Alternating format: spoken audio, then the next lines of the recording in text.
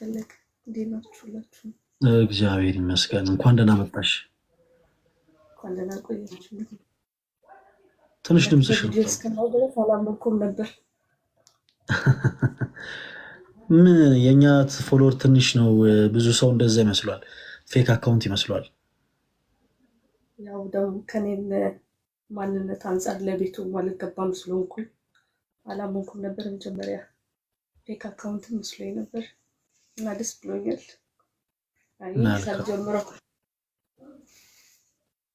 መልካም ሳምሪ፣ እንኳን ደህና መጣሽ። እስቲ ባለችን አቅም ኔትወርክ ሳትቆራረጥብን አንቺን ያው ወደ ማድመጥ ብናልፍ መልካም ነው። የተገናኘንበት ነገር ምን እንደሆነ ያው ግልጽ ነው ሳምሪ። እግዚአብሔር በሚያውቀው እስካሁን ሰዓት ድረስ አንቺ ላይቭ እስከምትገቢባት ሰዓት ድረስ ያወራናቸው ኤክስትራ ነገሮች የሉም። ማለት ምን እንደሆንሽ አላወቅኩኝም፣ ምን እንደተፈጠረ እና አንቺ ይመስለኛል በጣም በማዘን በጣም በመከፋት የሰራሻቸው ቪዲዮዎች ላይ በጣም ብዙ የሆኑ ኦርቶዶክስ እህት ወንድሞች ሜንሽን ሲያደርጉኝ ነበረ እና በተደጋጋሚ እነዛን ቪዲዮዎች ሳያቸው ነበረ እና ቆይቻለሁ መልእክትም ካስቀመጥኩልሽ እና ሳምሪ ምንድን ነው የተፈጠረው? በነገሮች ቪዲዮች ላይ በነገሮች የሆነ ተስፋ ወደ መቁረጥ አይነት ነገር፣ በጣም ወደ መከፋት፣ ማዘን፣ እነዚህ አይነት ስሜቶችን በጣም እንመለከትባቸዋለን አንቺ መሰሪያቸው ቪዲዮች ላይ እና ሳምሪና ሊያውም ደግሞ የገብርኤል ልጅ ሆና ምንድን ነው የገጠማት፣ ምንድን ነው ያስከፋት የሚለውን ነገር የምትፈልጊውን ያክል ደቂቃ ወስደሽ ትነግሪናለሽ። ያው በቻልነው አቅም ምንድን የምናደርገው የአንዳንድ ግለሰቦች ስም መጠራት ከሌለበት ያው መጠራት ስለሌለባቸው ያው ዝም ብለን እናልፋለን። አንቺ የተጎዳሽባቸው ነገሮች ብቻ ነው እኛ ማድመጥ የምንፈልገው እና እንደዛ እናደርጋለን። ሳምሪ በቃ እንቀጥል። ለአንቺ ዲዮ ውስጥ ቪዲዮ ችግር የለውም ነው ግዴታ ከሆነ አበራለሁ። አረ ችግር የለውም አለማብራት ትችያለሽ። ከመጀመሪያ በፊት ኮሜንት ከከፈትክ በእንግሊዝኛ እንዳይጽፉ የሚፈጥር ነገር ስላለ ኮሜንት ላይ በእንግሊዝኛ የሚጽፍ ሰው እንዳይኖር አይ ነው አይከፈትም ኮሜንቱ። እኔ እና አንቺ አውርተን እስከምጨርስ እኛ ቤት የተለመደ ስለሆነ ነው ኮሜንቱን አንከፍተውም እና በነፃነት እነዚህም ቪዲዮች ላይ እናያቸው የነበሩት ጉዳዮች የሆኑ አንዳንድ መከፋቶች፣ አንዳንድ ማዘኖች፣ በጣም ደግሞ አልፎ አልፎ ተስፋ መቁረጥ ስሜት ምናምን እንመለከታለን እና ሳምሪ እህታችን ኦርቶዶክስ እህታችን ሆና የቅዱስ ገብርኤል የመልአኩ ወዳጅ ሆና የገብርኤል ልጅ ሆና ምንድን ነው የተፈጠረው የሚለውን ነገር እስቲ ቴክ ዩ ታይም የምትፈልጊውን ያክል ደቂቃ ውሰጂና ንገሪ። ያው ታሪኬ የሚነገር አይደለም ማለት ደህና ታሪክ አይደለም፣ ግን የሚሰማኝ ሰው የመጀመሪያ ጊዜ ስለሆነ ከመጀመሪያው ጀምሬ ይናገራለሁኝና ሳምራዊት እባላለሁኝ። ተወልጄ ያደግኩት 4 ኪሎ ነው። ያደግኩት አያቶቼ ጋር ነው፣ ግን ያው እስከ 10ዎቹ እድሜ ድረስ የምጠራው በአያቶቼ ስም ስለነበር ያው እናትና አባት እንዳለኝ አላውቅም ነበር እና ያው 4 ኪሎ ፈርሶ ወደ ጀሞ የሚባል ሰፈር መጣ። እዛ ከፍ እያልኩኝ ስመጣ ያው ያደግኩት አያቶቼ እንደሆነና እናትና አባት እንዳለኝ ሰማሁኝ ማለት ነው። ከዛ በኋላ ያው በልጅነት አቅሜ የእናት ፍቅር እያቃጠለኝ መልኳን ለማግኘት ለማየት ለአንድ ቀን እየጓጓሁኝ ነበረ እና ያው በሰፈር ሰዎች ምክንያት እና በአንዳንድ ኢንፎርሜሽን ከእናቴ ጋር ተገናኘን ማለት ነው። እናቴን ካወኳት በኋላ ቤተሰቤ ውስጥ ያው ትልቅ ነገር ተፈጠረ ማለት ነው። ቤት ውስጥ መገለል ጀመርኩኝ። ያው ስለ እናቴ መጥፎ ነገር እየተነገረኝ እንዳረጋት ተደረኩኝ ማለት ነው። ከዛ በኋላ የሆነው ምንድነው ክላስ ውስጥ ተማሪ ባለው ሰዓት ምንም አይምሮዬ ሊረጋጋልኝ አልቻለም። በቃ ራሴን ማጥፋት ብቻ ነበር የምፈልገው ቤት ውስጥ በማየው ነገር ከእናቴ ጋር በድብቅ መገናኘት ጀመርን። ከዛ የሆነ ሰዓት ላይ ጠፋች እሷ ማለት ነው። ሳድግ አያቶቼ ቤተሰብ የለንም ማለት አርቀው ነው ያሳደጉን፣ አግለው ማለት ነው። አንድ ታላቅ እህት አለችኝ። አጎት አክስት ምናምን የሚባል ነገር አናውቅም። በቃ እዛው ነው በድህነት የኖር ነው ማለት ነው። አላገናኙንም ከማንም ጋር። እንዳልኩ እናቴ ከተገናኘን በኋላም በዛው ጠፋች። ህይወት እየቀጠለ እያለ አንድ ጓደኛ ያስኩኝ የ10ኛ ክፍል ተማሪ እያለሁ ማለት ነው። እና ምንድነው የተፈጠረው? በአጋጣሚ ምንም ሳትታመም ያው አያቴ አረፈች ማለት ነው። እንደዚህ አብረን ቁጭ ብለን አውርተን ነው በደቂቃ ሽንት ቤት ገብቼ እስከወጣ ነው እዛ የተቀመጠችበት ሶፋ ላይ አርፋ የጠበቀችኝ ማለት ነው። ከዛ ወንድም የፈለገ ህይወት በጣም ከበደ። እንዳልኩ ከቤተሰብ አርቀው ነው ያሳደጉ። የምናውቀው ነገር የለም። የተወሰኑ ጊዜያቶች አለፉ ያለሷ። የኋላ ስሰማ ያው የሞተችበትን መንገድ እነግርሃለሁ። ይሄን ነገር ግን ያው ዛሬ ነው የምናገረው፣ ማንም አያውቅም። ሶሪ። አይዞሽ ሳምሪ፣ ያው አሁን ነገሮችን የምናወራሽ ምናልባት ለአንቺ ትንሽ በትንሹም ቢሆን እረፍት መስጠት የምንችል ከሆነ ብለን ነው እና በደንብ ተረጋጊና አይዞሽ፣ እኛ እናደምጥሻለን። ሀሳብሽን ሰብሰብ አድርገሽ ንገሪ። የሆነው እንደማንም እያለ ህይወት ቀጠለ። ከዛ የሆነ ሰዓት ላይ እህቴ ልጅ ወልዳ ቤት ነበረች፣ ታላቅ እህቴ ማለት ነው። እና በመሀል ወንዱ አያታችን በመሀል እየወጣ ይቀራል እና በቃ ለባል ምናምን ይከፈላል። እኔና እህቴ አያታችን እያለች ያው ብዙ ነገር ስለለመድን ማለት ነው። እዛ ሰዓት ቡቲክ ቤት ነበር ተቀጥሬ የምሰራው። እዛ ምንድነው የሆነው? ከስልኩ ላይ ስልክ ወሰድንና ስናጣራ ያው አያቴ በ70 ዓመቱ ሰንዳፋ አካባቢ ሴት ይዞ እንደተቀመጠ ደረስንበት ማለት ነው። እኔና እህቴ በሱም አላበቃም። በላያችን ላይ የምንኖርበት ኮንዶሚኒየም ቤት ያው ቀብድ ተቀብለዋል። እኛ ምን የምናውቀው ነገር የለም። ከዛ በመሀል እየኖርን እያለ እቃ በመሀል እየወጡ ይሸጣሉ ምናምን እሱና አንድ ልጁ። ከዛ የሆነ ሰዓት ላይ እንደዚህ እያለ በቀጠለበት ጊዜ አንድ ቀን ማታ ከ3 ሰዓት ነው ከስራ እየመጣሁኝ በጣም ደክሞኛል እና በቃ ያው ጭንቅላቴ ውስጥ የነበረው ቤት ገብቼ ያው እራት በልቼ ከእህቴ ጋር እጫወታለሁ የሚል ነበር።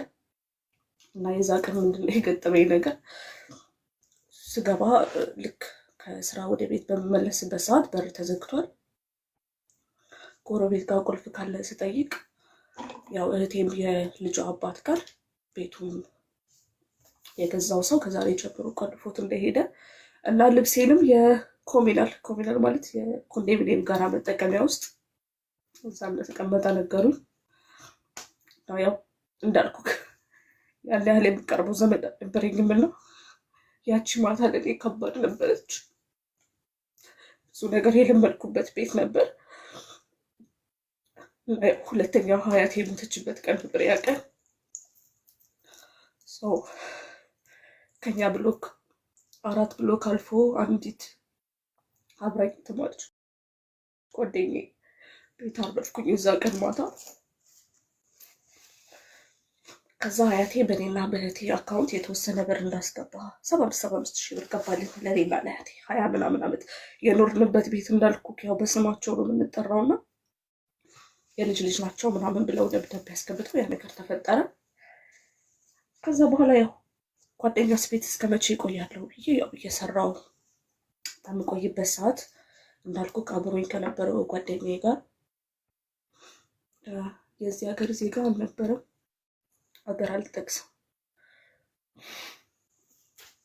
እና ከዛ ልጅ ጋር ያው ጀመርን ግንኙነታችን እንደጠበቀ። በመሀል የሚያስፈሩ ነገሮች አሉት። በጣም አደገኛ ነገርም ነበር እዚህ ሚዲያ ላይ ማውጣት ይከብዳልና ምንድን ነው እሱ እምነቱ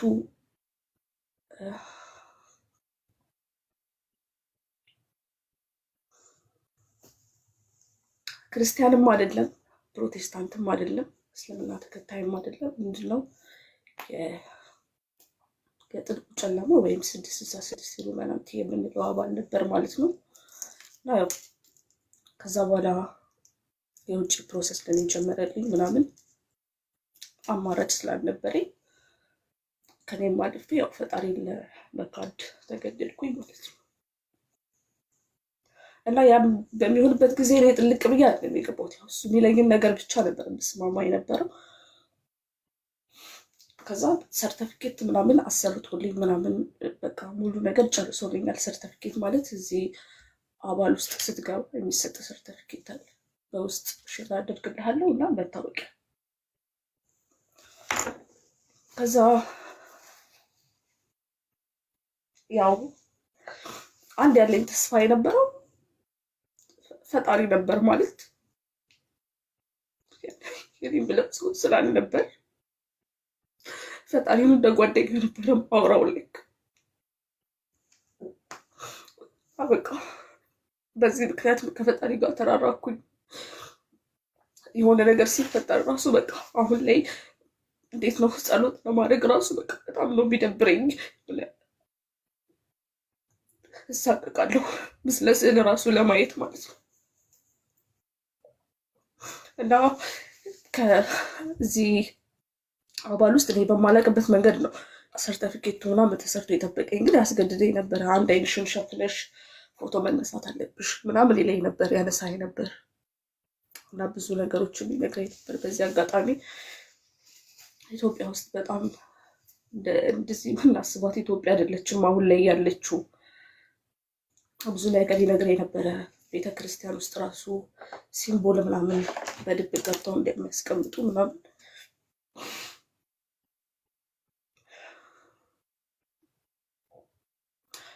ከዛ ከሱ ጋር የመጨረሻችን የሆነው ምንድን ነው በመሀል አብረን እያለን እርግዝና ተፈጠረ ከሱ ጋር። ከዛ ልክ እርግዝናው ልክ 6 ወር እንደሆነ ምንድን ነው ያደረገው የኔ ልጅ ተገበረ ማለት ነው። በምንድን ነው የሚገበረው? የሆነ በማላውቀው መንገድ መልኩ መርፌ ወቅቶኝ የሆነ ጉድቻ እንዲፈጠር ካደረጉ በኋላ ደሙን ነው ማለት ነው የሚገብሩት። ያን ካወኩኝ በኋላ ከነበረበት አካባቢም ጠፋሁኝ። ሌላ ሀገር በአጋጣሚ መጣሁኝ እና እዚህ ስቅ ብዬ እየሰራሁኝ ነው። ግን አሁን ላይ የምኖረው ምንድን ነው እንዴት ነው ያው መሞት ለኔ ጥሩ ነው ማለት እዛ ሄጄ ሰዓቱ ይሻለኛል ነው የምለው። ምንም ነገር አወኩተኝ አይደለም የምኖረው። ይነጋል ይመሻል ብቻ ዝም ብዬ ልኖር የምትለው ነገር አለ አይደለ?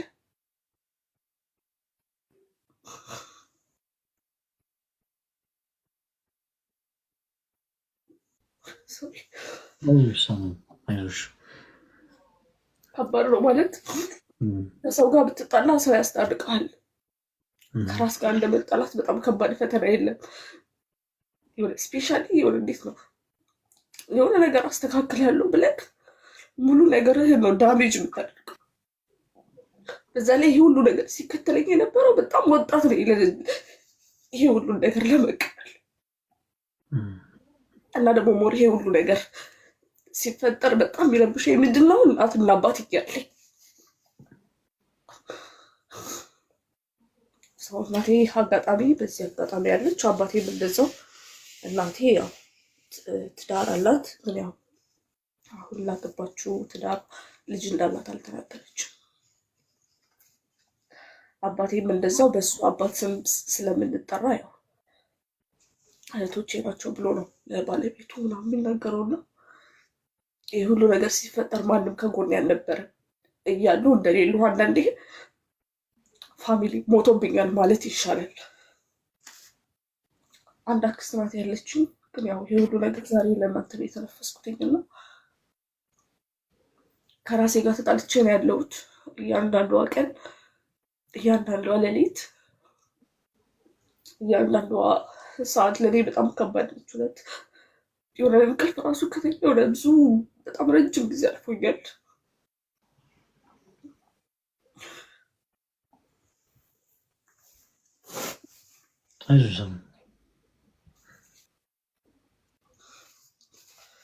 እና ይከብዳል።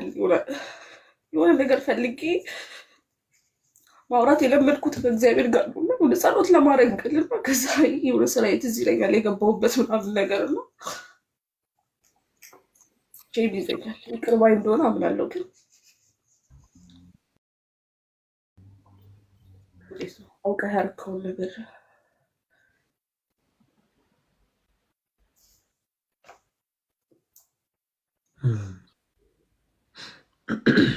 አሁን ላይ ዳትስ ኖርማል። ኖርኩ አልኖርኩ ግድ ሰጥቶኝ አይደለም የምኖረው።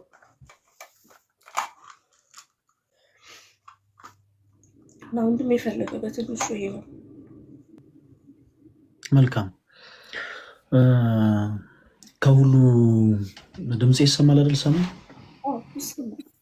እሺ ተወዳጆች፣ በተሻለ አቅም ዛሬ እናስቸግራችሁ። ሁላችሁም ታች 39K የሚለውን ቀስቱን እየነካችሁ በደንብ ኮፒ ሊንክ አድርጉት እንዳይቆራረጥ። እንዲህ አይነቱ መልእክት በጣም ለብዙዎች መድረስ አለበት። ከሁሉ በፊት እህታችን ሳምሪ ስላገኘንሽ ስላወቅንሽ እጅግ በጣም ደስ ብሎናል። እውነት ለመናገር በጣም ብዙ ነገሮች ናቸው በእነዚህ አጭር ጊዜያቶች ውስጥ በአንቺ ህይወት ውስጥ የተፈጠሩት ነገሮች በጣም ብዙ ነገሮች ናቸው እና የሚያግዙኝ ወንድሞችም ስላሉ ለእነሱም እድል እሰጣለሁ። እኔ የተወሰነች ነገር ብቻ ለማንሳት እሞክር። ምናልባት ልብሽን የሚያጽናነው ልብሽን የሚያረጋግጉ ከሆነ በቻልኩት አቅም የተወሰነች ነገርን ለመናገር ልሞክር። በዚህ አጋጣሚ አንድ እንድታቂ የምፈልገው ነገር እንዲህ አይነቱ ታሪክ ያንቺ ብቻ ታሪክ አይደለም። በጣም ብዙ ሰዎች በህይወታቸው አንዳች ነገር ከደረሰ በኋላ በህይወታቸው አንዳች ነገር ከተፈጸመ በኋላ ዘወትር ከህሊናቸው ጋር የሚዋቀሱበት ትልቁ ጥያቄ ምንድነው? እንዲህ አይነቱ ነገር እነሱ ላይ ብቻ የተፈጠረ ይመስላቸዋል። ለምሳሌ የአስገድዶ መደፈር ወንጀል የሚፈጸመባት አንዲት እህት እንዲህ አይነቱ ወንጀል እሷ ላይ ብቻ የተፈጸመ እሷ ላይ ብቻ እንደደረሰ አድርጋ የምትስል ከሆነ በጣም ከባድ ነው እና ከህሊና ጋር ግጭት ውስጥ ብዙ ሰዎች ይገባሉ። አንቺ አሁን ላይ የደረሰብሽ ችግር፣ አሁን ላይ በህይወትሽ የገጠመሽ ነገር በጣም ብዙ ሰዎች ጋር ያለ ነው። ክርስቲያኖች በዚህ ባለንበት ዘመን አንዳንድ ጊዜ መልካም ነገርን እናድርግ የሚባለው ለዛ ነው። ሰዎች ካጠገባቸው ሲቸገሩ፣ የሚበሉትን ነገር ሲያጡ፣ የሚሰሩትን ነገር ሲያጡ፣ ህይወታቸው አልቀየር ሲል ብዙ ጊዜ ቶሎ ብለን ከጎናቸው አለመቆማችን እንዲህ አይነት ዋጋ ያስከፍለናል። ብዙዎች አማራጭ አጥተው ልክ ሳምሪ እንዳለችው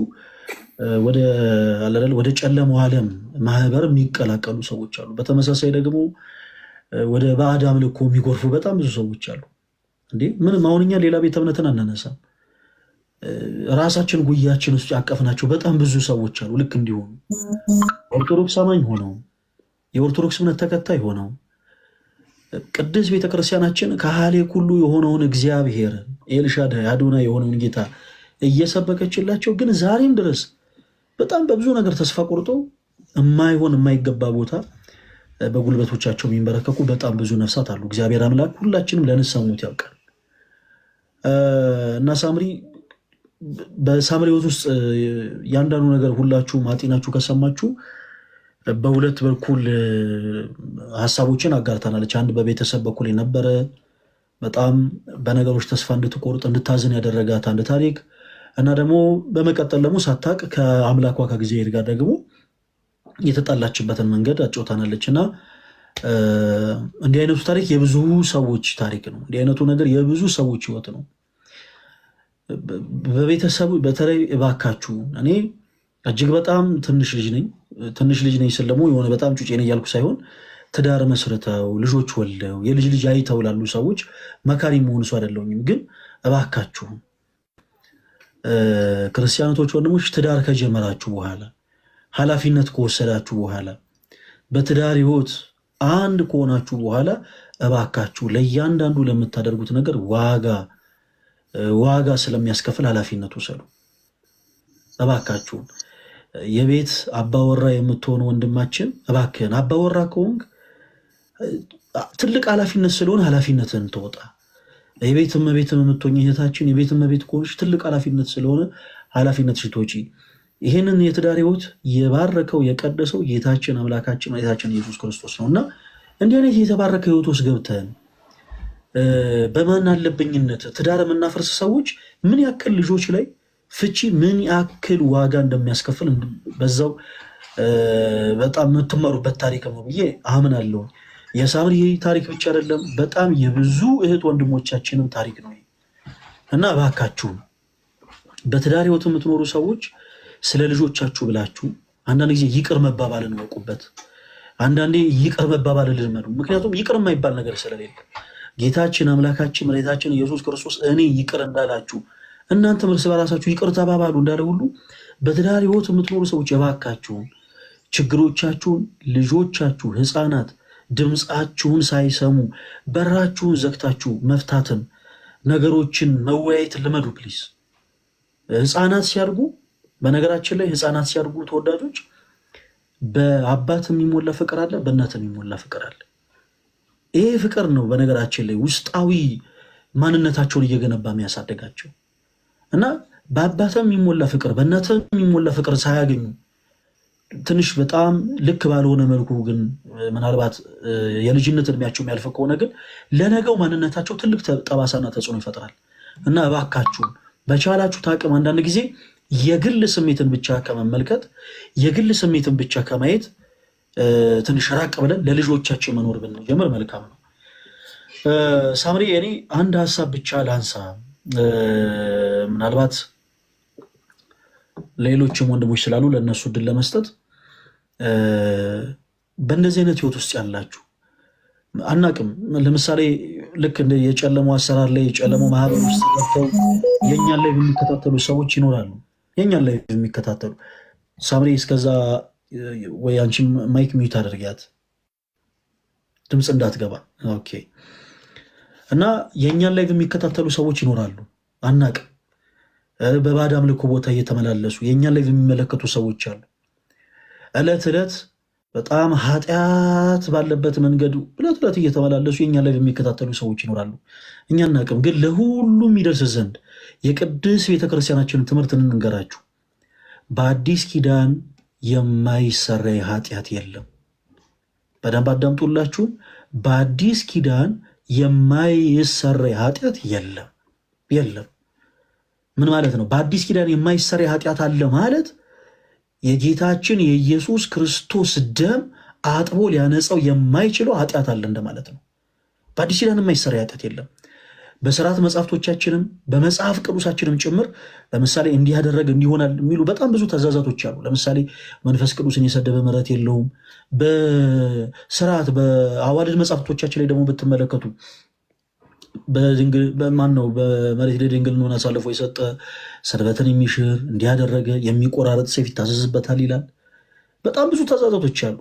ይሄ ሁሉ ግን የሚሆነው አንድ ሰው ንስሐ ገብቶ ከክርስቶስ ጋር እስካልታረቀ ድረስ ነው። አንድ ነፍስ በንስሐ ሕይወት እስከተመላለሰ ድረስ ሳምሪ በደንብ አዳምጪ፣ በአዲስ ኪዳን የማይሰረይ ኃጢአት የለም። የማይሰረይ ኃጢአት ሳምሪ በደንብ ልብ ብለሽ አዳምጪ። እስካሁን ለምን ይመስልሻል በነገሮች አይምሮሽ ረፍት ሊያጣ የቻለው? ምክንያቱም ዓለም የነጠቀሽን ሰላም ልታገኚ የፈለግሽበት ቦታ ሁሉ ትክክል ስላልሆነ ነው። አንዳንዶች ሳምሪ ልክ እንዲህ ከክርስቶስ ጋር ሲጣሉ ከአምላካቸው ከእግዚአብሔር ጋር ልክ ሲጋጩ ጌታችን ኢየሱስ ክርስቶስን መጠጥ ቦታ ይፈልጉታል። ማለት ዓለም የነጠቃቸውን ሰላም፣ እንግዲህ ሰላም ማለት ክርስቶስ ነው፣ የሰላሙ ጌታ ኢየሱስ ክርስቶስ ነው። ዓለም የነጠቃቸውን ሰላም መጠጥ ቤት ቁጭ ብለው እየሰከሩ ይፈልጉታል። በስካር ግን ዓለም የነጠቀንን ሰላም አናገኘው። አንዳንዶች ደግሞ ምሽታ ቤት ይፈልጉታል፣ ዳንኪራ ቤት፣ ጭፈራው ቤት፣ ጩኸቱ ቤት፣ ኮንሰርቱ ቤት ይፈልጉታል። ዓለም የነጠቀንን ሰላም በምንም ተአምር ምሽታ ቤትና የዘፈን ጫጫታ ያለበት የኮንሰርት ቦታ ሊመልስልን አይችልም። ለጊዜው ለተወሰነች ደቂቃ ምናልባት እንጽናና ይሆናል። አንዳንዶች በጣም የሚገርባቸው ነገር በጣም ሲበሳጩ፣ በጣም ሲያዝኑ ዓለም የነጠቃቸውን ሰላም ፍለጋ ከማያውቁት ሰው ጋር በአንድ ቀን ከአልጋ ጋር በአልጋ ይወድቃሉ። ከማያውቁት ሰው ጋር በአልጋ ይጋደማሉ። ስጋዊ ፍትወት፣ ስካር፣ ዝሙት፣ ጭፈራ ዓለም የነጠቀንን ሰላም አይሰጥም። ሳምሪ ዓለም የነጠቀንን ሰላም መልሶ ሊጸጻን የሚችለው የሰላሙ ንጉሥ የሰላሙ ባለቤት ጌታችን አምላካችን መድኃኒታችን ኢየሱስ ክርስቶስ ብቻ ነው። በመጽሐፍ ቅዱስ ላይ ሳምሪ አንድ ነገር ተመልክተሽ ከሆነ ዳዊት የሰራው ኃጢአት በመጽሐፍ ቅዱስ ላይ ተጽፏል። ሁላችሁም በደንብ አዳምጡ ፕሊዝ። ዳዊት የሰራው ኃጢአት እንግዲህ መጽሐፍ ቅዱስ ማለት የአምላካችን የእግዚአብሔር ሕያው ቃል ነው። የአምላካችን እግዚአብሔር ቃል ሆኖ ሳለ ግን ዳዊት የሰራው ኃጢአት በመጽሐፍ ቅዱስ ውስጥ ተጽፏል። ራሳችሁን ጠይቃችሁ አታውቁም? ለምሳሌ ዳዊት ከሰራቸው ከተጻፉ ኃጢአቶች ውስጥ አንዱ ዳዊት በቤተ መንግስቱ በስጋዊ ፍትወት ተመኛት እና ማስጠራት፣ ወደ ቤተ መንግስቱ ወሰዳት፣ ወደ እልፍኙ አስገባት፣ ከእሷ ጋር ዘመተ፣ አመነዘረ፣ በፍትወት ወደቀ። ከዛም በኋላ የሰራው ኃጢአት እንዳይታወቅበት ቶሎ ብሎ ኦሪዮንን ከጦር ሜዳ ወደ ቤተ መንግስት እንዲመጣ አደረገው። ኦሪዮን ወደ ቤተ መንግስት መጣ። የዛን ጊዜ ታቦተ ጽዮን ተማርካ የዳዊት ሰራዊቶች በአጠቃላይ ታቦተ ጽዮንን ለማስመለስ ታቦተ ጽዮንን ዳግም ለመመለስ ከየቤቶቻቸው መሳሪያ ይዘው ወጥተው ነበረ እና ኦሪዮንን ከጦር ሜዳ አስጠራው። ስለ ጦር ቦታው፣ ስለ ጦር ሁኔታው እያንዳንዱን ነገር ጠየቀው። ኦሪዮን በጦር ሜዳው ላይ ምን ያክል እነሱ ድል እየተቀዳጁ እንደሆነ ለንጉሥ ዳዊት ነገረው። ከዛን በኋላ ዳዊት ኃጢአቱን ለመደበቅ ሌላ ኃጢአትን መረጠ። ኦሪዮንን ሂድና በል እረፍት አደርጋለሁ። ለምን ሴት ከጸነሰች እንግዲህ ከማን የጸነሰችው ይባላል። ስለዚህ ከንጉሥ ዳዊት እንደሆነ ይሰማል፣ ኃጢአቱ ይታወቃል፣ ሰው ሁሉ ኃጢአተኛ ሊለው ነው እና ኃጢአቱን ለመደበቅ ብሎ ኦሪዮንን ወደ እልፍኝ ግባ፣ ለዛሬ እረፍት አድርግ፣ ፈቅጄልሃለሁ አሉ። እናም ኦሪዮን ወደ ቤቱ ሄደ። በበነጋታው ንጉሥ ዳዊት በደንብ አዳምጡኝ ፕሊስ። ንጉሥ ዳዊት ኦሪዮን በቤቱ ጣሪያ ስር ገብቶ እንዳደረ እንዳላደረ በወታደሮቹ አስጠይቃል። ወታደሮቹን አስጠርቶ ይጠይቃል እና ወታደሮቹ ወደ ቤቱ እልፍኝ ሳይገባ ከቤቱ ጣሪያ ውጭ ቆሙ። ሌሊቱን ሙሉ እንዳደረ ይነግሩታል እና ዳዊት በጣም ይበሳጭና ኦሪዮንን ያስጠሯል። ለምንድን ነው ከቤት ጣሪያ ገብተህ ያላደርከው ሲለው ታቦተ ጽዮን ከመንበሯ ወጥታ ታቦተ ጽዮን በጠላቶች እጅ ተማርካ እንዴት እኔ ከቤት ጣሪያ ስር ገባለሁ? ይሄ በፍጹም አይሆንም አለ። ስለዚህ ዳዊት ኃጢአቱ እንዳይታወቅበት ኦሪዮን በጦር ሜዳ እንዲገደል ደብዳቤን ጽፎ ሰጥቶ ላከው። ክርስቲያኖች ለምንድን ነው ዳዊት የሰራው ኃጢአት ለምንድን ነው በመጽሐፍ ቅዱስ ላይ ተጻፈው? ሳምሪ ለምን ይመስልሻል? እሺ የእኛስ ኃጢአተኞች ነን፣ እኛ እንበድላለን ክርስቶስን፣ ከክርስቶስ ጋር እንጋጫለን። ግን ዳዊት የሰራው ኃጢአት ለምንድን ነው መጽሐፍ ቅዱስ ላይ የተጻፈ ይመስልሽ? በአንድ ምክንያት ነው። በአንድ ምክንያት። እሱም ትልቁ ምክንያት ምንድን ነው መሰላችሁ ክርስቲያኖች? መጥፎ በሆነ ጸጸት ራሳችሁን ከክርስቶስ ኢየሱስ እንዳታርቁ። እኔ እኮ ኃጢአተኛ ነኝ፣ እኔ እኮ በደለኛ ነኝ፣ እኔ እኮ ለቤተ ክርስቲያን የማልገባ ነኝ፣ እኔ እኮ ርኩስ ነኝ፣ አረ እኔ እኮ የቆሸሽኩ ሰው ነኝ፣ እኔ ለስጋው ደግሞ እንዴት አረ አይሆንም እንዴ፣ እኔ ለመቅደሱ ልገባ በፍጹም አይሆንም፣ እኔ ነጠላ ለብሼ ቤተ ክርስቲያን ልገኝ፣ እኔ የቆሸሽኩ ሰው ነኝ የሚል መጥፎ የሆነ ጸጸት በህሊናችሁ መጥቶ እንዳያውካችሁ ነው በመጽሐፍ ቅዱስ ላይ ልበ አምላክ የተባለው ዳዊት የሰራው ኃጢአት የተጻፈው ክርስቲያኖች፣ እንጂ የዳዊት ኃጢአት እኛ የምንማርበት ሆኖ አይደለም የተጻፈው። ወይም ደግሞ መጽሐፍ ቅዱስ የሚተርከው ታሪክ አጥቶ አይደለም የዳዊት ኃጢአት የተጻፈው። ልበ አምላክ የተባለው እንኳን ዳዊት ኢማጂን እንግዲህ ማለት እግዚአብሔር አምላክ ዳዊትን እንደ ልቤ ብሎታል። እንደ ልቤ የተባለው ዳዊት እንኳን ኃጢአትን ሰርቷል፣ ጌታውን በድሏል። ግን በድሎ ብቻ አልቀረም፣ በንስሐ ሕይወት በእንባ ታጥቦ ከአምላኩ ከእግዚአብሔር ጋር ታርቋል። ስለዚህ አንዳንድ ጊዜ የሆነ ኃጢአት ስትሰሩ እናንተ ጋር ያለ ብቻ እንዳይመስላችሁ ነው። ይሄ የተቀመጠው እናንተ ጋር ብቻ ያለ እንዳይመስላችሁ። እንደውም አንዳንድ ሰው ከቅዱሳኑም ደግሞ ይልቅና ደግሞ አገልጋይ ሆኑ ሁሉ ለምሳሌ እነ ዲያቆን ዘማርያም፣ እነ ልደተ ቃል፣ እነ ፈለገ አትናቴዎስ ኃጢአት ሁሉ የሚሰሩ የማይመስላቸው ሰዎች አሉ። እኛ እኮ ቆሻሻ ነን እንዴ! እንዴት እኛ እንደ ፈለገ አትናቴዎስ የሚሉ ሰዎች አሉ። በእርግጥ ስለ ትሕትና እንዴ እኔ እንዴት እንደ ልደተ ቃል እኔ ነጠላ ለብሼ እንዴት እኔ ቤተክርስቲያን እገኛለሁ የሚሉ ሰዎች አሉ። እንዴት እኔ እንደ ዲያቆን ዘማርያም እንዴት በሥርዓተ ቤተክርስቲያን አገባለሁ እንዴ እኔማ እኮ የቆሸሽኩ ሰው ነኝ የሚሉ ሰዎች አሉ። እኛ ልክ እንደ ፍጹማን የሚመለከቱ ልክ ኃጢአትን እንደማንሰራ በኃጢአት መንገድ እንደማንመላለስ አትሞኙ ክርስቲያኖች። ሳምሪ እንዳትሞኝ፣ አንቺም እንዳትታለይ። ዕለት ዕለት የአምላኮች አምላክ የጌቶች ጌታ የንጉሶች ንጉስ የሆነውን ጌታችን ኢየሱስ ክርስቶስን ምንበድል ሰዎች ነው። ግን ከእናንተ የምንሻለው አንድ ነገር አለ ብዬ ያምናለሁ። ያ ምንድን ነው? ስንበድለው ኃጢአት ስንሰራ ከእርሱ ስንጣላ በንስሐ ሕይወት ታጥበን ራሳችን ከክርስቶስ ጋር እናሳርቃለን።